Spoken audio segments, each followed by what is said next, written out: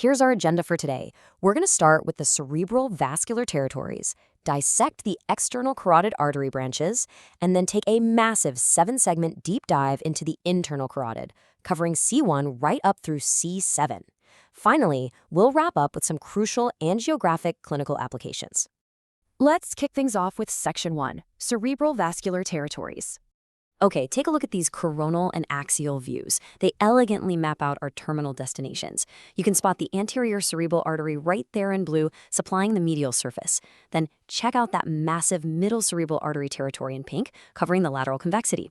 Tucked in gray, we've got the posterior cerebral artery, and right next to it, the anterior carotid artery territory in green. This gives us a really beautiful picture of exactly what we're trying to perfuse when we trace the vessels leading up to the brain. Now, while we're looking at these distributions, we have to talk about anatomical variability right out of the gate.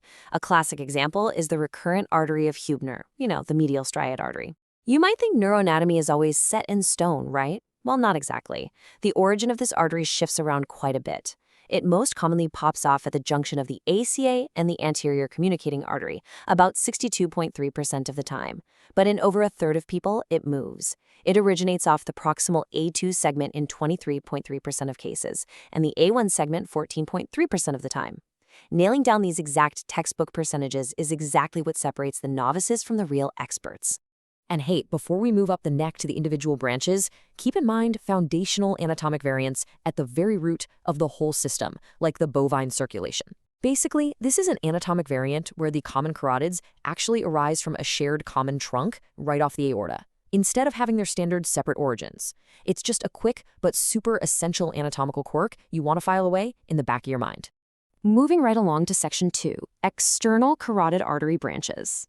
If we want to build a truly complete mental filing cabinet, we absolutely cannot skip a single one of the 8 external carotid artery branches. Reading sequentially from proximal to distal, we start anteriorly. We've got the superior thyroid, ascending pharyngeal, lingual, and facial arteries. And a quick note here, the facial artery branches actually provide crucial collateral flow to the ophthalmic artery if the internal carotid ever gets occluded. Then, moving posterior and superiorly, we hit the occipital artery, supplying the posterior scalp, the posterior auricular, the superficial temporal, and finally, the internal maxillary artery. Now, drilling down a bit further into these, we really need to memorize the specific subbranches. So the ascending pharyngeal has a neuromeningeal trunk that supplies cranial nerves 9, 10, and 11. That is a massive clinical pearl if you're ever in a situation where you're embolizing a glomus tuner.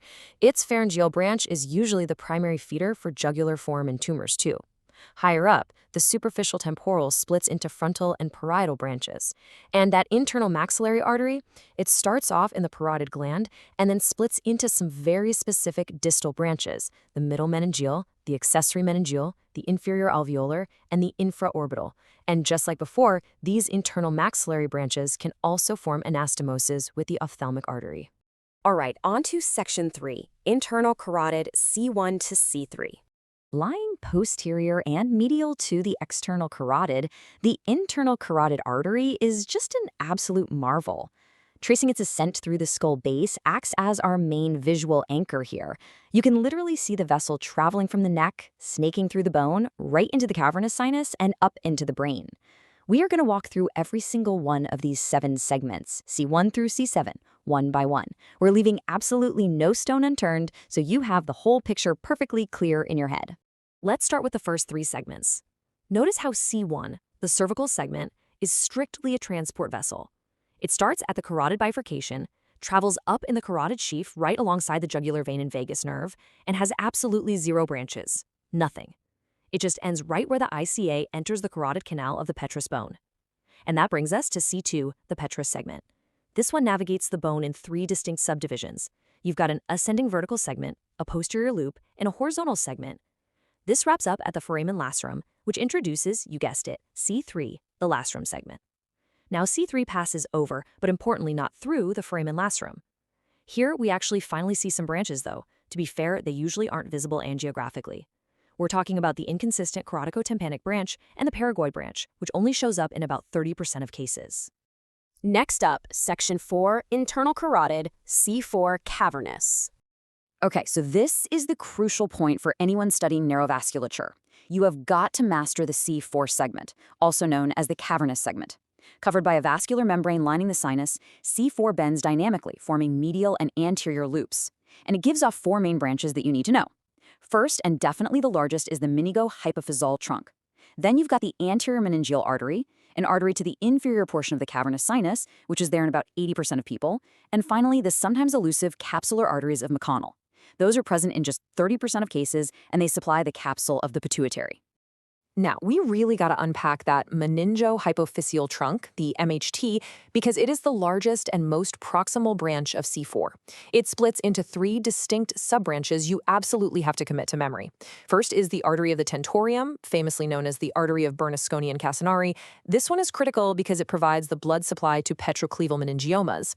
Second is the dorsal meningeal artery, and third is the inferior hypophyseal artery, which supplies the posterior lobe of the pituitary. Here is a massive clinical pearl for you.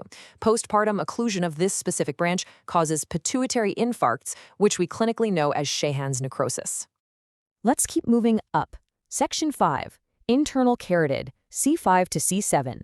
C5, the clinoid segment, is this tiny, incredibly specific transition point. It starts at the proximal dural ring and ends at the distal dural ring, which is exactly where the ICA finally becomes fully intradural. This segment immediately gives way to C6, the ophthalmic segment. And this is where we see the ophthalmic artery taking its highly characteristic bayonet-like kink, kind of an L shape. The ophthalmic artery's origin can actually vary just a bit, but 89% of the time, it comes off distal to the cavernous sinus.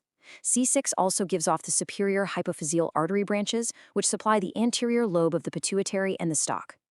Finally, we arrive at C7, the communicating segment.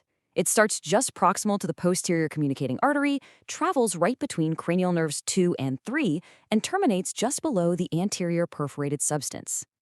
That's where it bifurcates into the ACA and MCA. The major branches to watch for here are the posterior communicating artery, which actually has both plexal and cisternal segments, and the anterior choroidal artery, which takes off roughly 2 to 4 millimeters distal to the P comma. Now, I want to clear up a super common point of confusion you'll see in anatomy texts, the carotid siphon. It is vital to understand that the siphon isn't an actual numbered segment. It's really more of a functional and radiological region that spans across the cavernous, ophthalmic, and communicating segments. Basically, think of it as beginning at the posterior bend of the cavernous ICA and ending right up at the ICA bifurcation. Which brings us to our final section, Section 6, angiography, P comma versus ACH. So now that we've exhaustively mapped the anatomy segments by segment without skipping a single textbook detail, let's translate all that theoretical knowledge into real clinical imaging. On the left, you've got the map of the ICA segments we just went over, and on the right is an actual AP view internal carotid arteriogram. You can trace that exact same path right onto the scan. You can clearly identify terminal markers like the lenticulo-striated arteries branching off, the callous-marginal artery tracing right up the midline, and you can see exactly where the vessel bifurcates. Guys, this is what true anatomical fluency looks like in practice. To really cement this for your exams and your clinical practice, let's look at the non-negotiable rules for visually differentiating the posterior communicating artery from the anterior toroidal artery on an arteriogram. Rule 1, the P comma origin is always proximal to the AC. Rule 2, the P comma is almost always the larger of the two.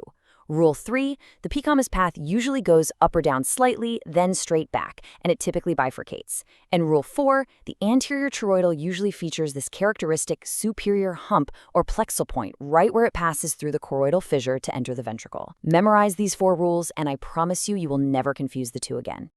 Well, we did it. We've covered every branch, every percentage, and every structural nuance of the anterior circulation.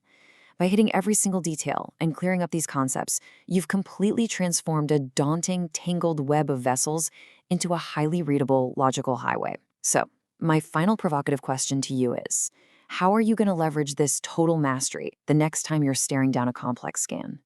Keep reviewing, keep mapping out those vessels, and I will see you in the next explainer.